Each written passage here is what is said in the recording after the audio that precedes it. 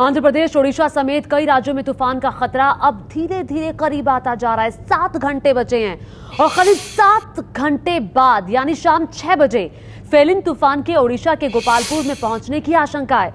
मौसम विभाग ने सुबह 8:30 बजे जो बुलेटिन जारी किया उसके मुताबिक अब गोपालपुर से सिर्फ 260 किलोमीटर दूर है। 15 किलोमीटर प्रति घंटे की रफ्तार से ये तूफान भारत की तरफ आगे बढ़ रहा है। चक्रवाती तूफान फेलिन हवाएं भी तेज चलेंगी जब ये आएगा। हवा अभी करीब 220 किलोमीटर प्रति घंटे की रफ्तार से चल रही है। दिन के वक्त ये रफ्तार जो है वो और भी ज्यादा बढ़ जाएगी, 240 तक हो जाएगी। भारतीय तट की ओर तेजी से बढ़ रहा है फेलिन तूफान और भारत के पूर्वी तट पर सुपर साइक्लोन फेलिन आने वाला है। शाम 6 बजे का वक्त है। मौसम विभाग लगातार स्थिति पर नजर बनाए हुए है और धीरे धीरे ये भारत की तरफ आगे बढ़ रहा है। आंध्र प्रदेश के तटवर्ती इलाके, उड़ीसा के तटवर्ती इलाके, इन पूरे इलाकों में अलर्ट जारी किया गया है। जो आसपास रहने वाले लोग हैं उन्हें सुरक्षित स्थानों पर पहुंचाया गया है। और इस वक्त मौसम विभाग की तरफ से एक प्रेस कॉन्फ्रेंस की जा रही है फेलिन तूफान को लेकर। सीधे इस प्रेस कॉन्फ्रेंस का रुख करते हैं। Severe cyclonic storm Felin now lay centered around 200 kilometers southeast of Gopalpur, that is latitude 17.8 degree north and longitude 86 degree east.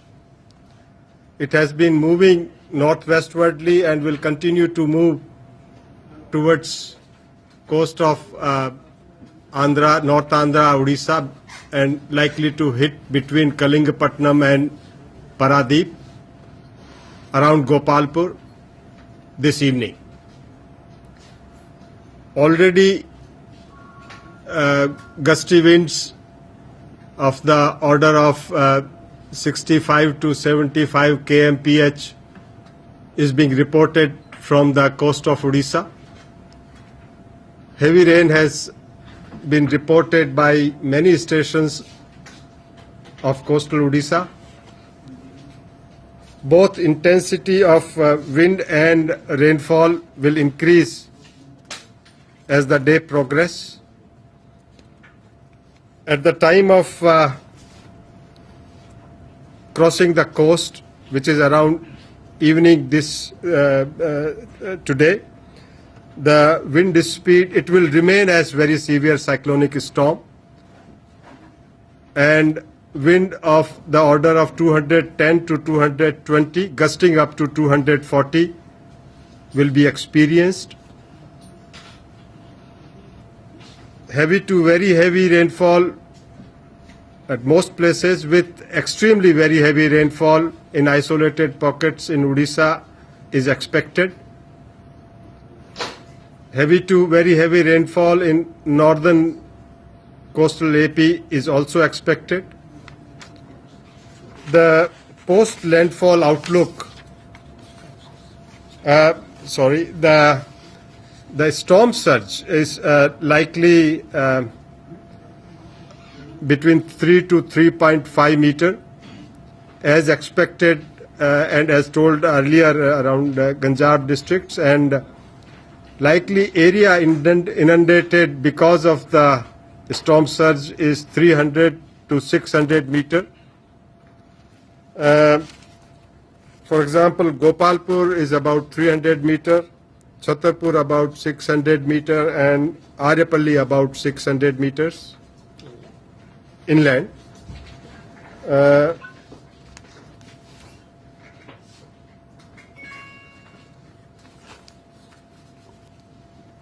There was some confusion. Some media channels yesterday quoted US Navy, NOAA.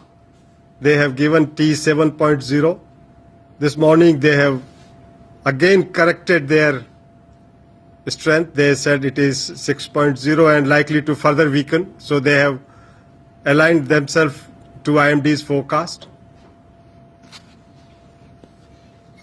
Now, post outlook scenario, it is likely to maintain its intensity as very severe cyclonic storm for 6 hours after it crosses the coast. Another 6 hours as severe cyclonic storm, and thereafter it will become depression and will move northwestward under that influence, the rainfall scenario will be that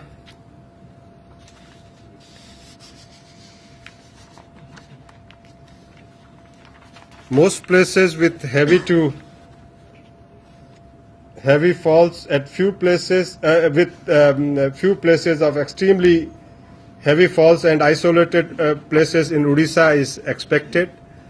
Also, Jharkhand and Chhattisgarh will also get isolated heavy to very heavy, along with Andhra Pradesh, particularly coastal Andhra Pradesh. Moderate rainfall is also likely over Gangetic West Bengal, Bihar, East UP.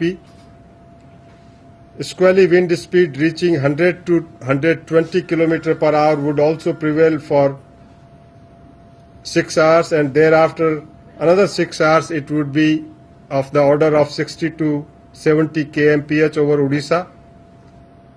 This is the general scenario.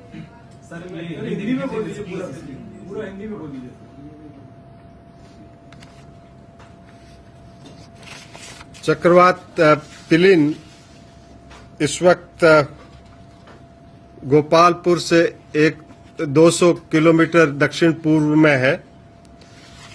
ये 17.8 अक्षांश और 86.0 देशांतर पर स्थित है। इसके उत्तर पश्चिम की तरफ अग्रसर होते हुए आज शाम 12 अक्टूबर को रेलगाड़ी नहीं है, एक्चुअली शाम का स्पाइक इतना बड़ा हो जाता है। शाम का ये कंटिन्यू कर लीजिए। साय 6 से 8 बजे के बीच में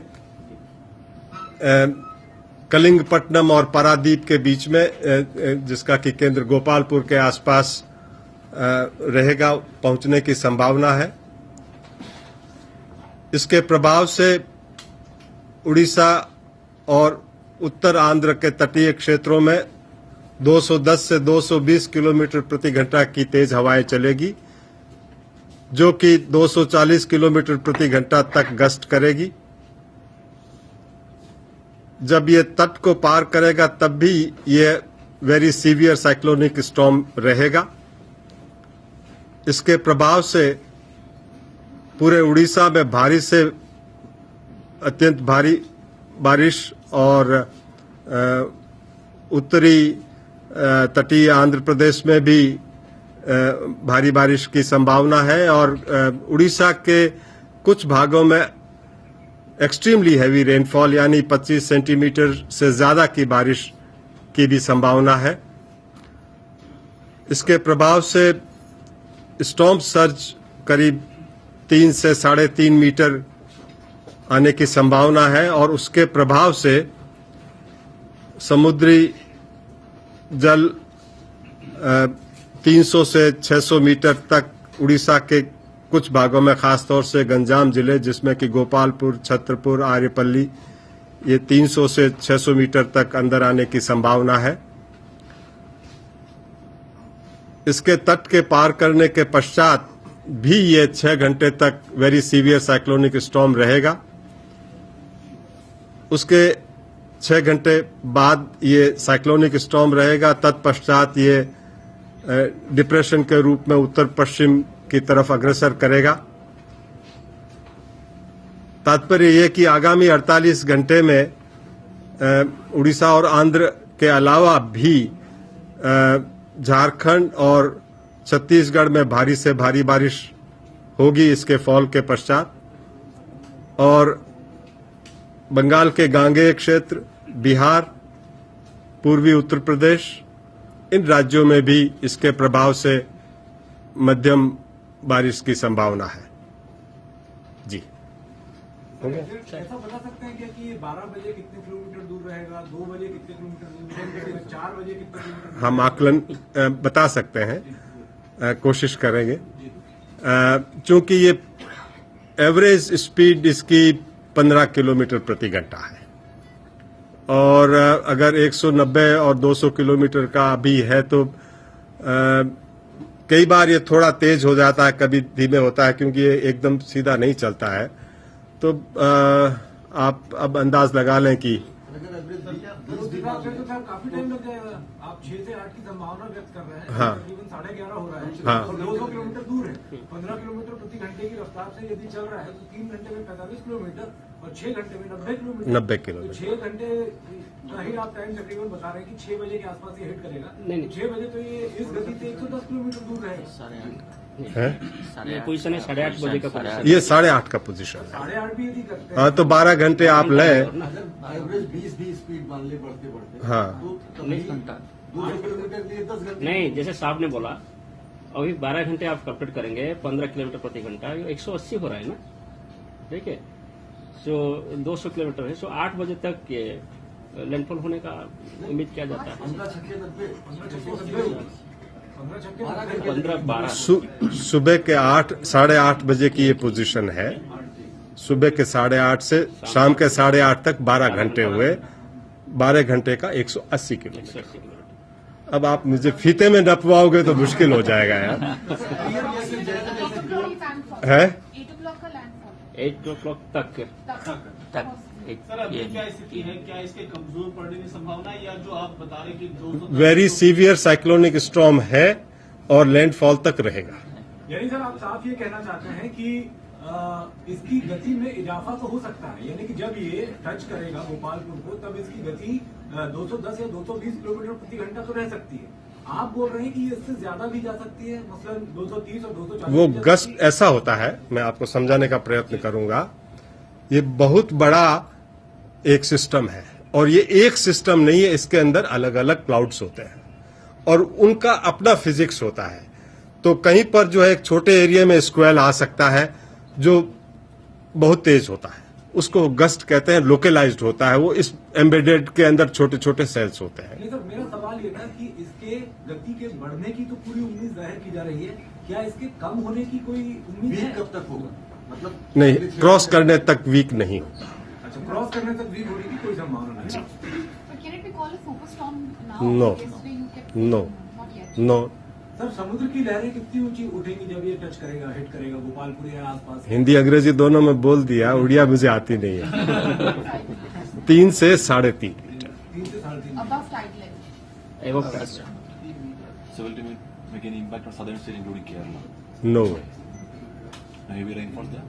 So it will hit the coast at 220 kilometers per hour. That is the speed it's coming at. 210 to 200 kmph average speed, sustainable maximum wind speed, that's what we call it, gusting up to 240 kmph. Sir यदि अभी की बात करें 12 बजे ये कितनी दूर रहेगा सर? लगभग 130। 12 बजे ये 130 किलोमीटर के आसपास। सर ये जब जो है वो जब ये साइक्लोन जब जो है वो गुजरे